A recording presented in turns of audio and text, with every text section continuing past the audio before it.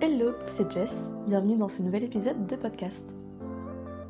J'espère que vous allez bien entendre le son parce que je viens de fermer ma fenêtre mais il y a pas mal de bruit dehors. Donc aujourd'hui, je voulais vous parler d'un sujet sur lequel je me renseigne de plus en plus, qui est celui des relations amoureuses et notamment de la monogamie. Donc aujourd'hui on est en 2025. De nombreux types de relations sont de plus en plus tolérés et exposés, comme le polyamour, le couple libre, qui sont des relations qui ne sont pas traditionnelles. Quand je dis traditionnel, c'est que c'est pas ce qui a été le plus répandu dans l'histoire, ni ce qui est le plus toléré et impulsé dans la société. Et donc j'ai une amie qui m'avait envoyé un TikTok d'une personne qui parlait de la monogamie comme étant une oppression de la femme, un désir de domination de comment elle fonctionne, comment elle s'habille et de ce qu'elle fait de son corps. On parle de la femme parce qu'on est dans une société patriarcale, mais bon, en soi, l'inverse envers l'homme est aussi valable, même si on est d'accord, c'est beaucoup plus accentué sur la femme. Donc du coup, j'ai commencé mes petites recherches. Et en soi, on dit que dans l'histoire, il y avait de nombreux peuples qui étaient polyamoureux, notamment certains peuples arabes qui autorisaient un homme à se marier avec plusieurs femmes, etc. Et puis bon, dans les tribus, il y a énormément de ressources à ce niveau. La monogamie a un rôle de cohésion et de stabilité au sein d'un groupe. Le but de la monogamie, c'était d'avoir un partenaire pour pouvoir perpétuer l'espèce et la préserver. On retrouve ça aussi chez de nombreux animaux, c'est pas que chez les humains. Dans l'histoire, même à l'époque romaine, au Moyen-Âge, etc., la monogamie a toujours été de rigueur, mais par contre, il y avait beaucoup d'adultère, de tromperies, etc. Donc une certaine liberté sexuelle qui était, entre guillemets, tolérée, mais pas aux yeux de tous, quoi. C'était vraiment caché. Voilà, donc je trouvais ça important d'en parler. Même encore aujourd'hui, quand on parle de monogamie, on voit vraiment ce truc de un peu ancestral de contrôle de la femme, de ce qu'elle fait de son corps, etc.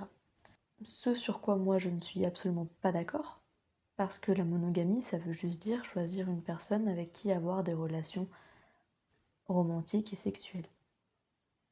Tout comme le polyamour, ça veut dire entretenir des relations amoureuses avec plusieurs personnes, qu'il y ait une hiérarchie ou pas. Ensuite, on parle aussi des couples libres, où là c'est plus une liberté sexuelle plus que romantique. Et donc ces relations-là, les relations qui impliquent plusieurs personnes, ont plusieurs bienfaits, parce que pour qu'elles fonctionnent, ça oblige à se connaître soi, à écouter ses sentiments, etc. Mais également à être présent pour répondre aux besoins de l'autre, à ses peurs, à ses attentes, etc. Donc ça demande une grande capacité émotionnelle et de communication. Donc il y a plein de bienfaits à aller vers ce type de relation, en plus de la liberté que ça peut procurer chez soi. Mais pour certaines personnes, c'est aussi, on va dire, une solution un peu de secours pour éviter l'engagement. Parce que c'est sûr que si on ne met pas toutes ces pommes dans le même panier, ça rassure. Et du coup, on va avoir moins peur de s'engager avec une personne parce qu'on sait qu'on s'engage aussi avec d'autres, qu'on en voit d'autres, etc., qu'on a des portes de sortie.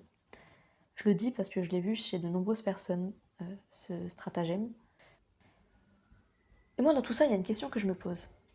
C'est l'amour, celui qui est plus grand que nous. Où est-ce qu'on le place?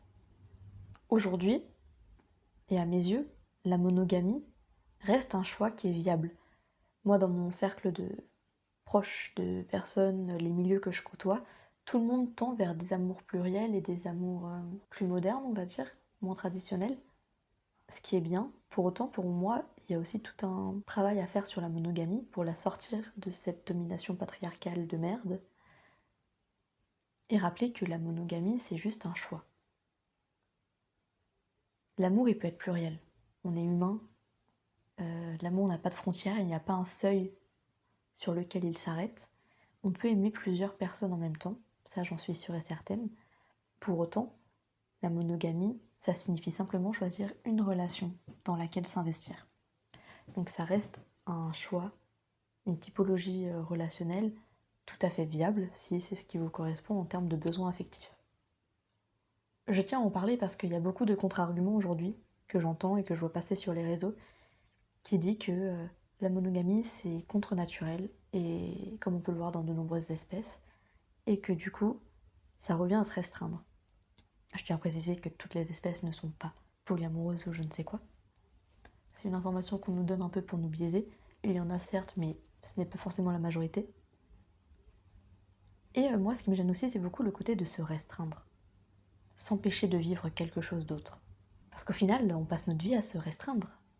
Dans la vie, il faut doser. Si on parle par exemple d'alimentation, bah oui, on va se restreindre. Peut-être qu'on va pas manger un McDo tous les jours, qu'on va peut-être pas s'enfiler 4 liégeois d'un coup par jour et faire ça pendant toute une semaine entière. Dans la vie, on a besoin d'un équilibre. Et je pense que dans les relations, c'est pareil. Et des fois, on se restreint. Il faut pas croire que les relations polyamoureuses, c'est on fait ce qu'on veut au final. Même dans le polyamour, il y a des règles, il y a des codes. Ça dépend quel type de polyamour on choisit encore une fois. Mais dans tous les cas, il faut parler avec l'autre. Il y aura forcément des moments où il faudra se restreindre, où il faudra faire des choix. Pour moi, la monogamie, c'est pareil. Donc, je voulais juste faire ce podcast pour dire que tout est ok. Que tu as le droit d'expérimenter, de découvrir quels sont tes besoins affectifs, émotionnels, où se place ton désir, et ce que tu recherches comme type de relation aujourd'hui. La monogamie, c'est complètement ok. Le polyamour, c'est complètement ok. Pas tout le monde comprendra tes choix et tes décisions, je pense. Mais on s'en fiche tant que toi, t'es au clair avec toi-même et avec les personnes avec qui tu relationnes. Voilà, c'était juste un petit épisode pour parler de tout ça, parce que c'est des questionnements que j'ai eus dernièrement et j'en parlais avec des amis, donc je voulais vous le partager. Je vous fais des gros bisous, prenez soin de vous, et on se retrouve dans un prochain épisode. C'était le nouvel épisode de Pas après pas. Si cet épisode vous a plu, n'hésitez pas à me laisser un commentaire et à le partager autour de vous, ça me ferait vraiment plaisir. D'ici le prochain épisode, vous pouvez me retrouver sur mon compte Instagram sous le nom Une voyageuse heureuse, tout attaché en minuscules. Je vous fais de gros bisous et je vous dis à la prochaine. Salut!